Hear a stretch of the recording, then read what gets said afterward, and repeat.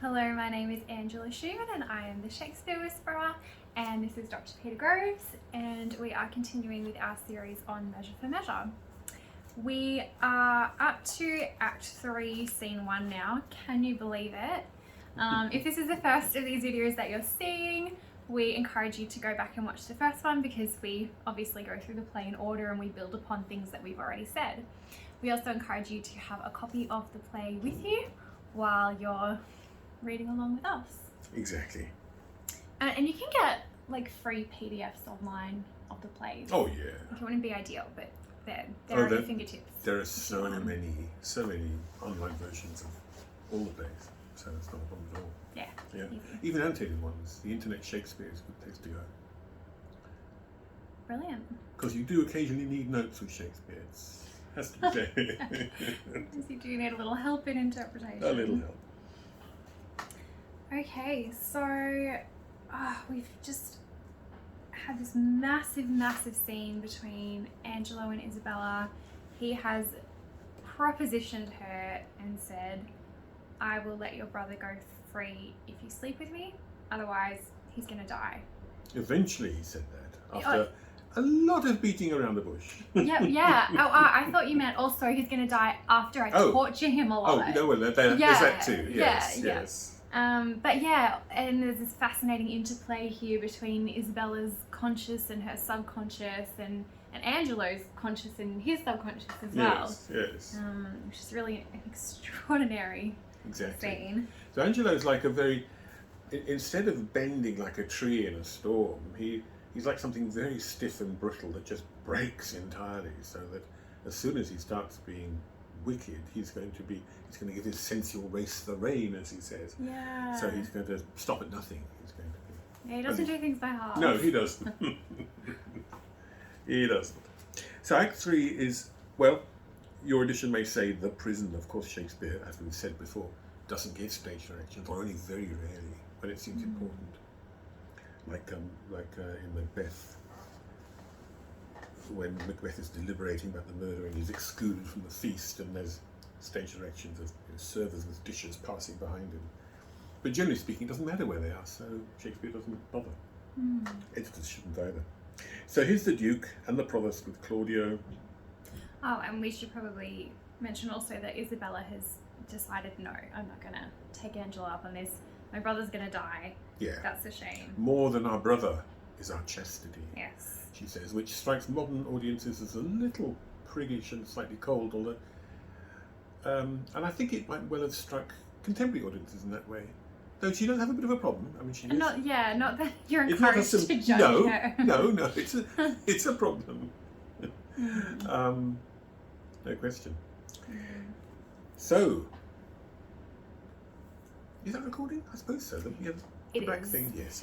Okay. But I can't edit it, so. No, that's all right. It just adds to the spontaneity of the thing. So what I might do is I might just read this speech, because it begins with a speech of consolation. The Duke is preparing Angelo for death, Claudio for death.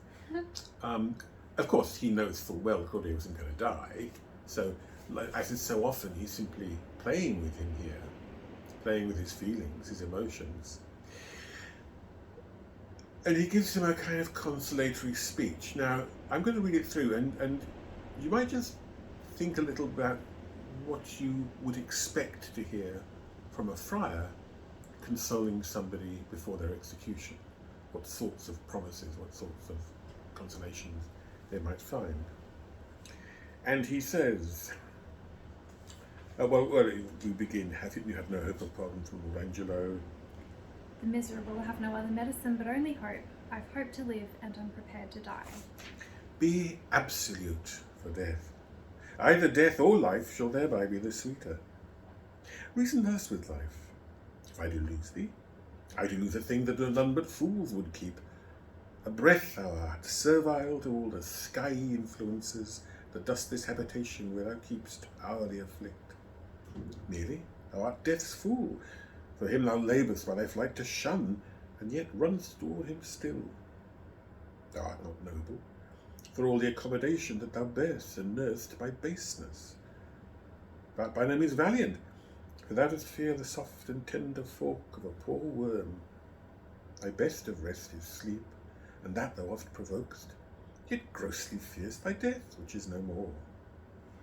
Thou art not thyself, for thou existst on many 1,000 grains of issue out of dust. Happy thou art not, for what thou hast not, still thou strivest to get, and what thou hast, forgettest.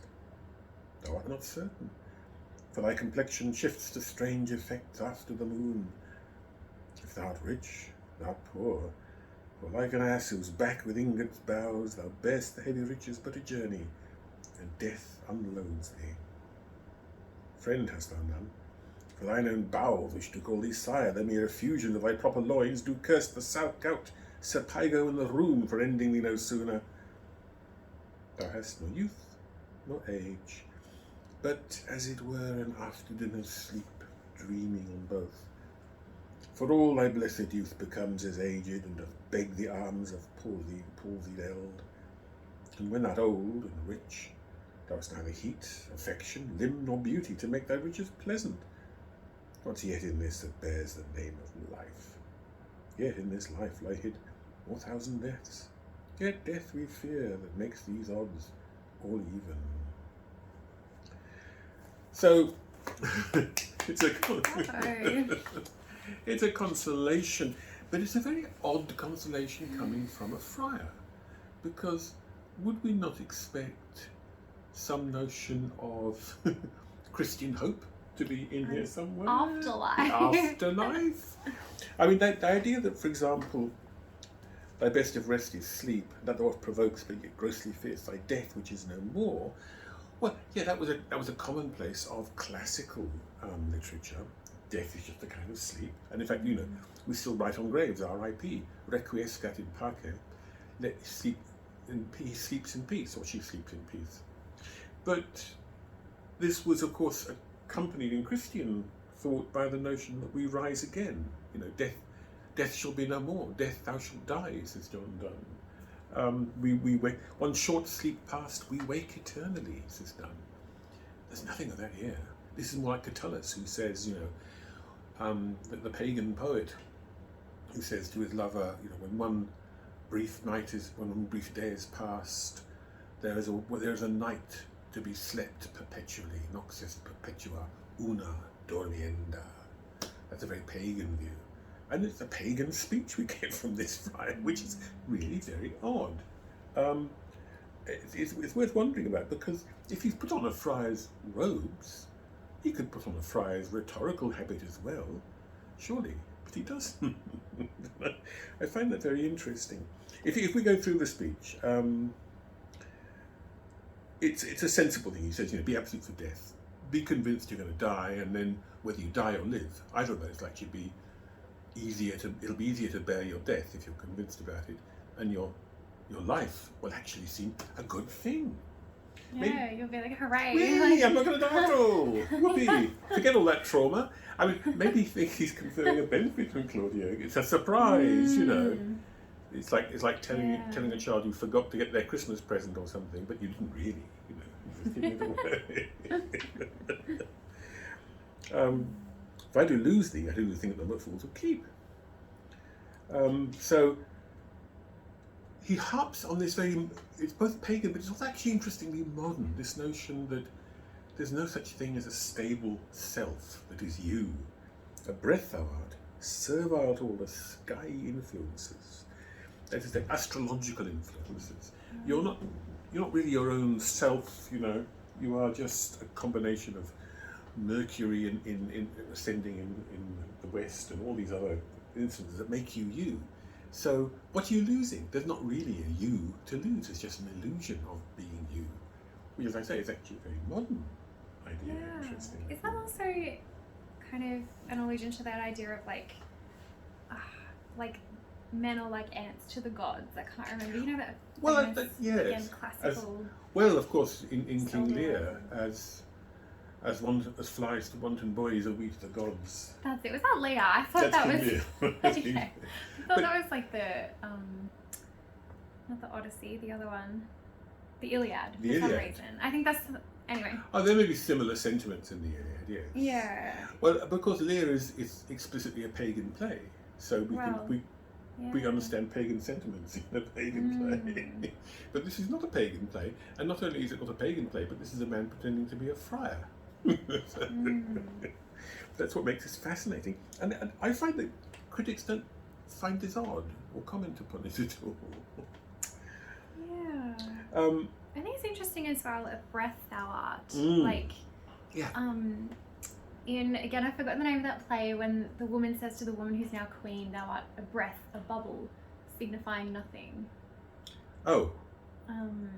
Well, signifying nothing is, of course, from Macbeth. Yes, yeah. It's Queen Margaret. One of them. Margaret, yes, talking to Elizabeth, the new queen. Yeah, Henry VI. She's like, you're merely an echo of me. Richard III, sorry. Richard III. Yes, that's right. Exactly. Is that when she says it? Thou art a breath, a yes, bubble. Yes, that's right. Yes. You're not the real thing. I'm the real thing. But the Duke / pseudo friar is insisting that nobody is the real thing, that our sense of selfhood is a mere illusion.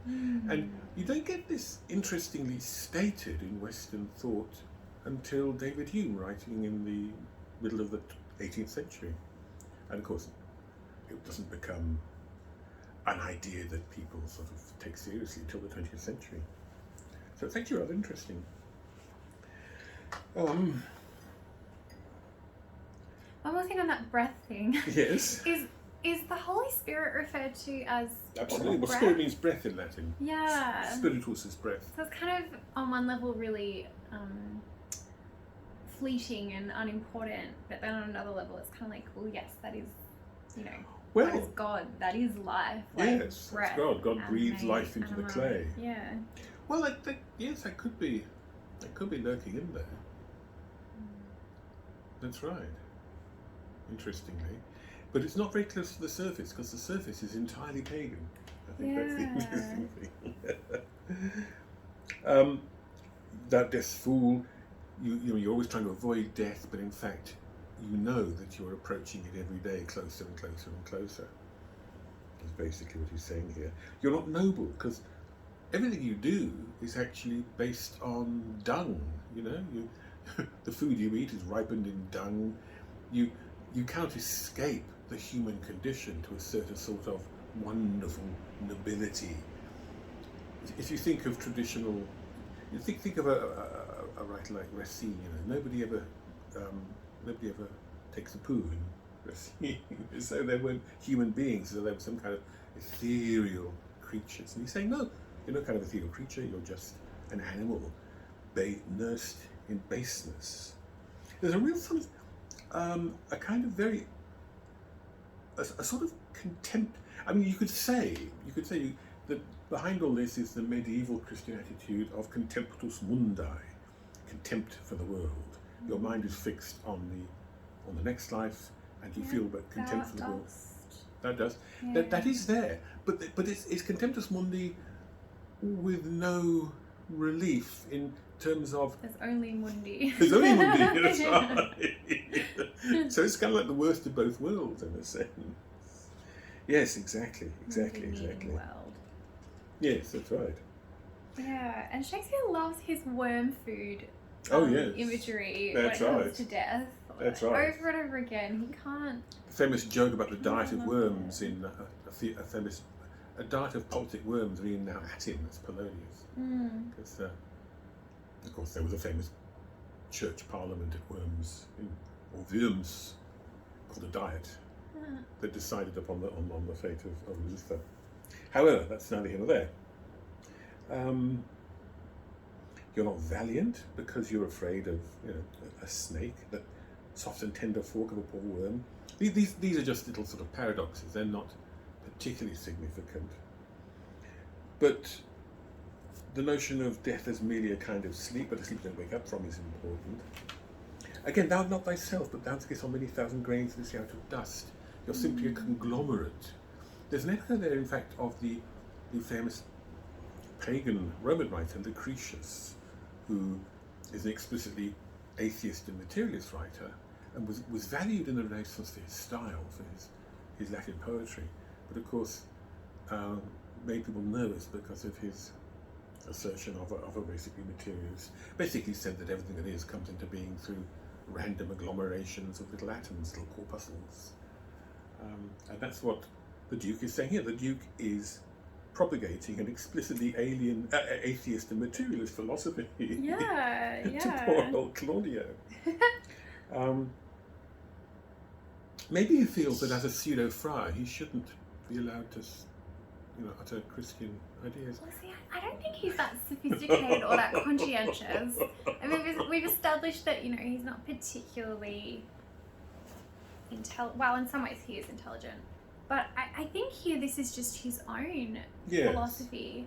And, he's too silly to realise, he just doesn't care that a friar wouldn't say this. Yeah. This makes sense for him because he does function as an atheist, not saying that atheists are necessarily amoral or immoral or anything that he is, but I think that this is a philosophy that would comfort him. There's no morality here, there's no right or wrong, you can't be valiant or noble or anything, you just kind of do what you want because you come from little bits of dust and you're going to go to little bits of dust and you rest and you sleep and you're an animal and we all just fade away. At no point do you have to stand before the seat of judgment and own up to all of the wrong things that you've done. That's right.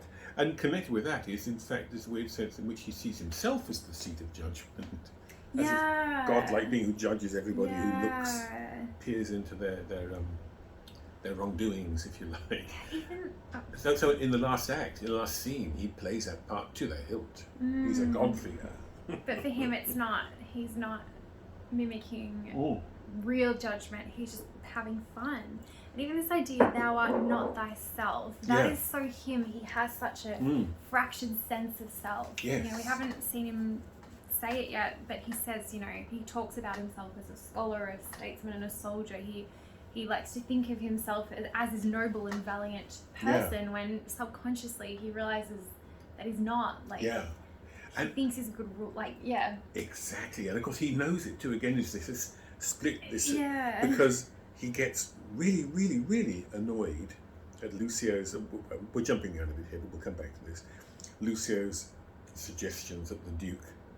He's talking to the friar, and of course the friar is the Duke. That the Duke was a bit of a lecher and a womanizer and so on. And there's all this subtle evidence throughout the text to say that he is. Yeah, and if it were true that the Duke were the upright, noble, kindly figure, whatever, he would say, "Oh, you're talking nonsense, Lucio. That's really where did you get that from?" But instead, he gets angry, and that's always a sign that you've touched a nerve, even if the nerve is below the threshold of consciousness. Yes, so you're quite right, that sense of not having a proper self. But that in a sense, the sense of a kind of dissolving self is exactly what we see in Angelo when he interrogates himself after that first meeting with Isabella. What's this? Is it her fault or mine? Does the tempter or the tempted, who sins most? Not she, nor does she tempt. What am I, is what he's saying in that speech. Everything I thought I was has now turned into nonsense. I'm clearly not the upright, noble, honest, true. Yeah, but I feel like Angelo's is a kind of a symptom of what he's done. Like, oh no, who am I? I've lost my sense of self and identity. Whereas the Duke's is kind of a remedy for being a really bad person. That you don't want to, you kind of want to dissolve. And I feel like that pops up in Hamlet as well. Not only does he feign madness, but he has that scene where he's, instead of apologizing to Laertes for, killing his family, he's kind of like, Hamlet doesn't know because Hamlet was sad and then Hamlet did something. And he uses these linguistic techniques to kind of say, perform this thing called semantic satiation, where you say a word so many times that it loses its meaning. And it's as if he's trying to do that to himself and dissolve Hamlet. Hamlet kind of becomes vague and Hamlet kind of fades away. Again, as a kind of an escape from himself and from his immoral actions. Yes, exactly. I think that this can be a convenient place to hide if you are breaking moral laws. Very much Again, so. not that every atheist is... That's actually very interesting because another person in this, in this same position is Richard III, Gloucester, and in that last scene where he has some sense, he sort of sees this gulf of nothingness opening up at his feet after that dream which the ghosts accuse him. He again goes into that kind of semantic satiation with complete Richard is Richard, Richard loves Richard, and that use of myself, in myself, of myself, to myself. Again, dealing with that a sense of the self that's dissolving. He was so confident of who he was earlier in the play, and now it's all kind of slipping from him. Very interesting. This would be a fun article idea. It would be a fun Conference paper. It would, wouldn't it? It would. Shakespearean villains and the dissolution of the self. Yes, exactly, exactly. And again, on the same theme, thou art not certain, for thy complexion shifts to strange effects after wound. Complexion meaning the way you're made up in terms of the four humours that create your personality, and also to some extent your body type. So it means a lot more than simply, Which is again negating personal responsibility. It's like, I'm just a really choleric person. Exactly. Once I get going. Exactly. I did this awful thing, but it was a full moon. And what else, My bile was very plentiful at that time. That's right.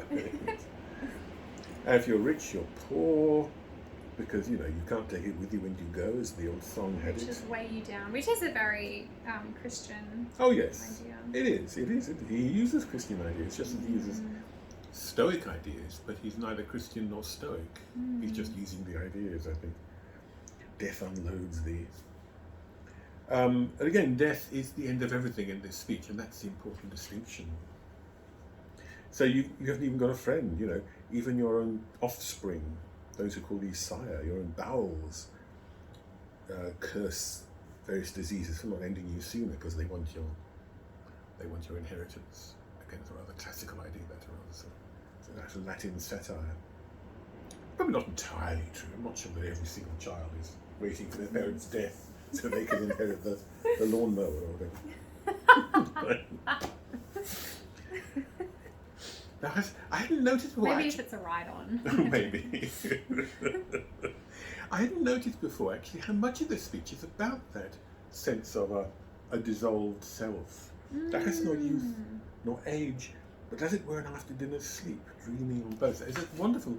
Everybody quotes Dr. Johnson in his edition of Shakespeare. Dr. Johnson had a lovely note on this where he says, I quote him, "Our life, of which no part is filled with the business of the present time, resembles our dreams after dinner." And by dinner he means kind of midday meal here. Our dreams after dinner when the events of the morning are mingled with the designs of the evening. In other words, we're always either thinking about the past, oh God, that thing I said to so-and-so on Tuesday last, really did I mean, what was I thinking? Or we're dreaming about the future or worrying about the future. And the actual present we're passing through, which is where a dog lives all the time. Dogs are happy because they're just in the moment, and throwing a ball, they chase the ball, and everything is happy. We're almost never living in that moment. We're always in the past or the future, mentally. It's a curse of consciousness and language. A dog can't meditate on the past because it hasn't got the language to do it. I shouldn't have taken that bone last Tuesday. No, it's not an issue.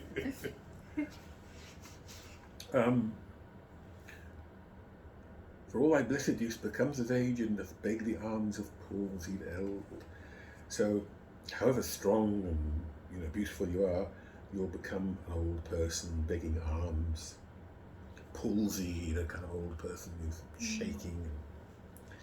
And when you're old and rich, you're finally there.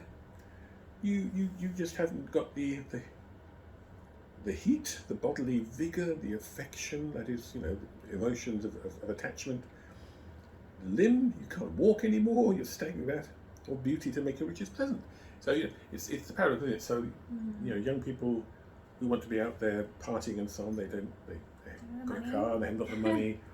And then, people like me, we've got the money and we've got the car, and we just want to stay home on a Saturday night and have a mug of cocoa. Be in bed by 8. That's right. What are all these paradoxes of human life? What's yet in this that bears the name of life, he says. Why There's nothing here that actually give life any kind of meaning or purpose or pleasure or delight. Even as life lay hidden 1,000 deaths, in other words, it's a dangerous thing. You can, people are killed falling off the loo, apparently. Oh, I thought it was kind of like you die 1,000 little deaths, not that meaning, but like You mean disappointments and unhappiness or cowardice. Well, there's that like, meaning too, or I suppose. immorality, sin, like. There's also that. 1,000, like, I have to let go of that dream. And Yeah, there's also that, friendship. of course. Exactly. This is why people hoard stuff. Stacks of newspapers and so on, because parting with anything is like a sort of version of parting with yourself, with your life. Yeah. Self is kind of distributed among all these pointless possessions, and you can't let go of them. You get emotionally attached to them. Yeah, the end of every day is kind of like a death. Yeah. Like that day's dead now. You can't go back. You can't change it. You can't be exactly the person you were that day. Like. Exactly. Johnson writes about this again. We keep coming back to Samuel Johnson, but he's a marvelous writer. But he talks about the kind of particular melancholy attached to the last time you do anything, whatever it happens to be. It may not even be something that you actually valued doing before, but it's the last time you're ever going to do it. And, there's a certain kind of regret about that. So it's a very powerful speech, but it's extraordinarily revealing about the Duke and his complete, it's a kind of moral vacuum. Yeah. Because it would be easy enough for him to conjure up, a whole set of platitudes about the afterlife and the hope and, resurrection. But he doesn't do any of that. I think It's interesting to compare it to Hamlet's To Be or Not to Be as well. Yes. Because Hamlet's is so much more powerful and poignant, even if his isn't always logically consistent.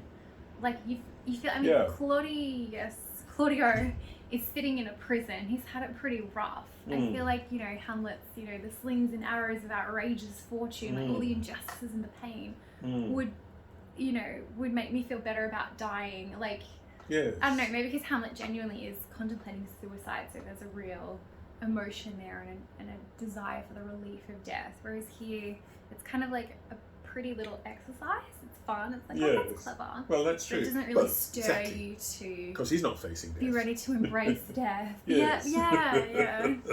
That's Which exactly I guess right. beautifully shows his lack of empathy.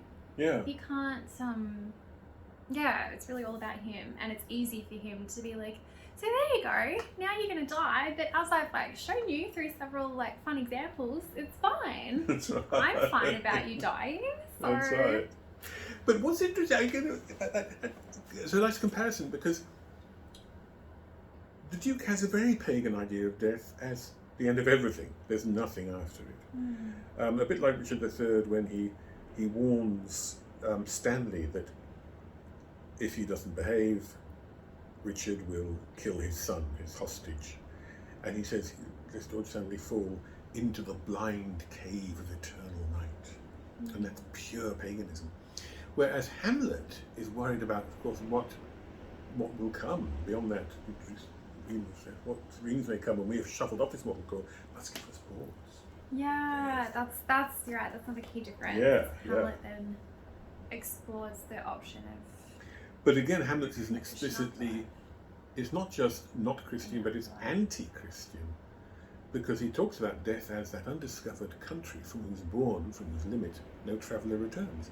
Now, you cannot believe that and believe Christianity, because if nothing else, you've got to believe that Christ rose from the dead. That's kind of like the calling, the sort of entry-level point of Christianity. Yeah, somebody did come back. Yeah. But then, there's Lazarus. Oh, yeah. There's Lazarus. Yeah. There are other examples, but the point is, if you don't believe that Christ came back from that undiscovered country, then you can't be a Christian. So he was kind of pagan.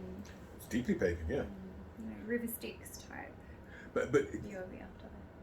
Well, yeah, it is. Yeah. But it's also explicitly anti-Christian. I mean, we're not talking about Hamlet now, so we shouldn't talk about it more. But he starts out, it seems to be a conventional Christian. He's an atheist in the middle of the play. He returns to a sort of Christianity at the end of the play. But again, we mustn't go down that rabbit hole, because we're talking about Measure for Measure. Maybe we'll do another of these on video. Hamlet. Yeah, I would love to do Hamlet next. Hamlet's wonderful too. So, what a speech. Claudio says, perhaps slightly ironically, I humbly thank you. To see to live, I seek to die. And seeking death, find life. So it looks as though this hasn't made a huge impression on him. He's taking a rather ironic, slightly sarcastic posture towards it. What? How do you mean? Is he kind of like, thank you for that speech? Now Well, that's right. I don't want to die after having to listen to you. Well, Kill me now. well, what he's saying is that you've just explained to me that life is just a pile of dog turds, really. So that if I want to live, I'm actually seeking death because that's all it is worth, really. So. But then what does he mean when he says in seeking death find life? That feels like a super Christian thing to say. Well, it does. It does, and interestingly. Which is not at all what the Duke's been saying. No. It's as if he just tuned him out. It was like, thanks, Friar. Yes. In death we are reborn again. That's beautiful. He's imputed to the friar, inverted commas, what the friar ought to have said to him. Yeah. And not.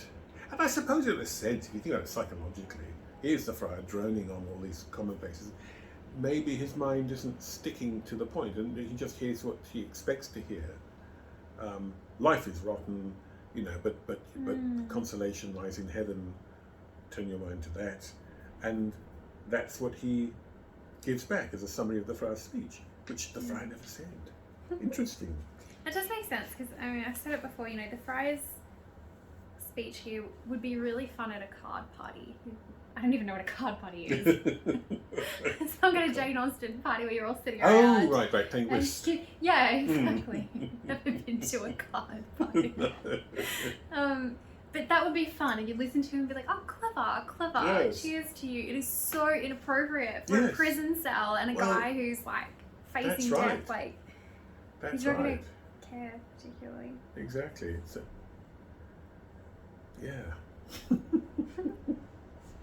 And it's also obviously insincere because why is the friar still living? Yeah. I think he likes to pass himself off as above it all. I'm above the burning aims and ends of youth and grave and wrinkled and wise. Yes. But is he above the wants to- dissolution of essential selfhood? Good point. So in other words, what I'm saying is that it's obvious that the friar, on one level, doesn't take this seriously. He doesn't think life is an appalling prospect of misery He's having a time. He's having the time of his life. He absolutely is, yes. Popping off to the prison in my costume. That's right, yes. See if I can confess any young girls, attractive young girls. Yeah. So, seeking death, find life. That's actually is very interesting. He hasn't been paying attention. Let it come on. Then Isabella turns up. And she's going to try her hand at consoling. Yes, Claudio. exactly. So the provost invites her in. She wants a word or two with Claudio. And the Duke wants a word with the provost, so the two parties part, if you like. So now we're just with Claudio and Isabella, brother and sister. Except, of course, the word he wants with the provost is quite... He says, bring me to hear them speak, where I may be concealed. He's going to be an eavesdropper. Such a little busybody. Yes. Manipulative. Exactly. Nosy little busybody. He's also a kind of voyeur, though, isn't he, in a way? Yes, hugely voyeuristic. He knows this is all, human emotion here. It's going to be quite... So he just wants to kind of suck it, There's no really good reason for him in terms of his plans to eavesdrop on this very private conversation. He's very entitled. He's the kind of person that feels like the room is always improved by his presence there. That's and right. that everything he says is incredibly profound and everyone delights in listening to him. Exactly. But, eavesdropping is never a good thing. I mean, even in Hamlet, when, Claudius and Polonius eavesdrop on Hamlet talking to Ophelia. Actually, although there, of course, one of them knows. Yeah, well, he does get killed. Exactly. Yes. It's a dangerous activity. recreation. But so it should be. Yeah. It's surveillance. They didn't have cameras and microphones. They just have people hiding behind the curtains. So, now, sister, what's the comfort? Why, as all comforts are, most good indeed. And then the tone of this is actually very interesting, because she tries to make it into a joke, which is maybe not best judged. Yes. Lord Angelo, having affairs to heaven, tempts you for his swift ambassador, where you shall be an everlasting legion. You'll stay there forever, being his ambassador in heaven. Therefore, your best appointment make with speed. And this is how I do. If she makes a little jokey thing of it, then he won't mind so much. It'll be all right. Yeah, tomorrow you set on. Like, tomorrow is when your journey to heaven begins. Exactly. Let's just take a moment to just feel how cold and insensitive that is.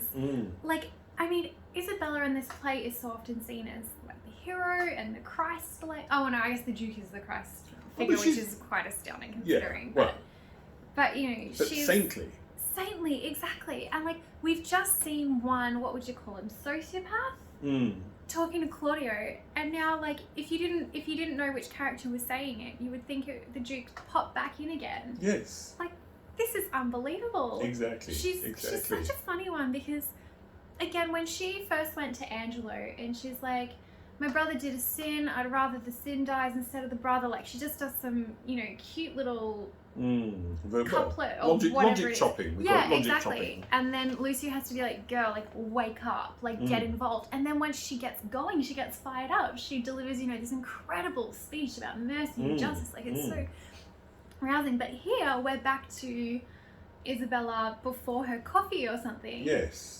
When she's making a joke. She's making an analogy. But she hopes this will, he won't mind if it's a joke. Oh, okay, I don't mind, I'll just die tomorrow. It's fine. I guess if it's like, maybe it's how you describe death to a very young child.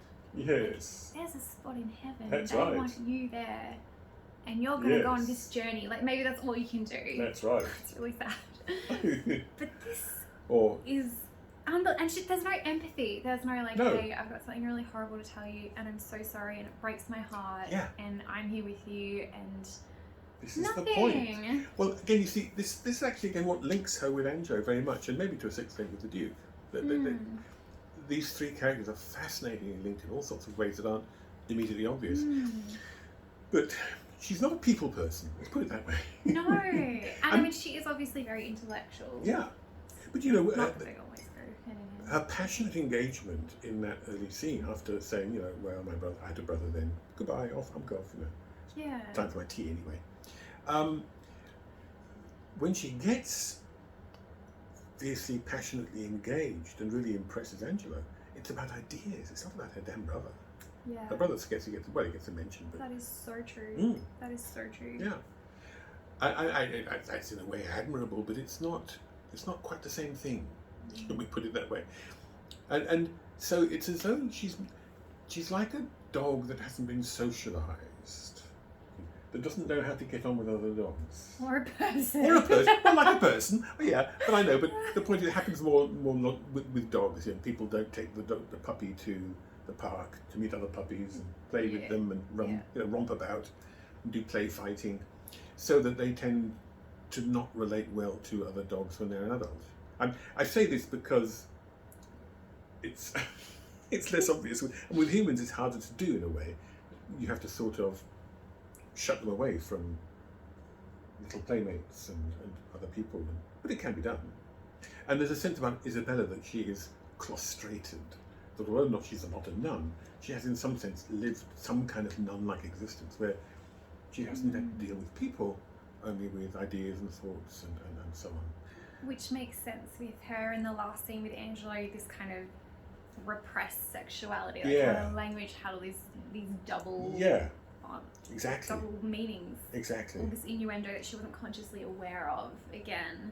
And it's the same with Angelo, because, again, a properly socialized Angelo would have, as we said before, would have learned about sex a bit, behind the bicycle sheds. He would be a bit more able to deal with emotions like this. But it's as though he hasn't been introduced to other human beings. Yeah, he's been shut up in a his emotions. That's right. He's been shut up in a library with his law books, and then been let out of the library to become, ruler of the state. And it's not a good education for being. So they have a lot in common, and I suppose she was suggesting that that this is a learning thing, because after all, not being socialised is a kind of learning, socialisation. It can happen later in life or earlier. It just hasn't happened yet.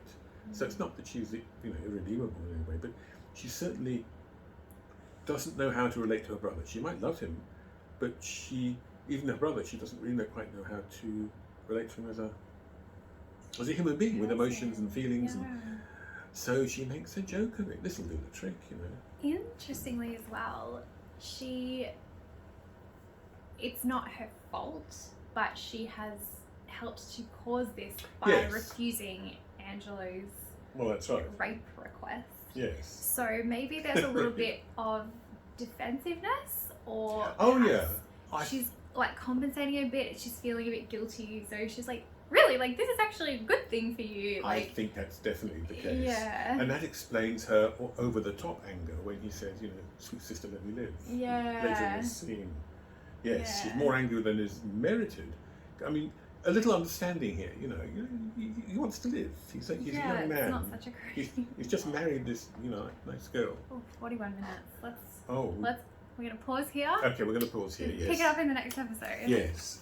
But, it's all good, such good stuff.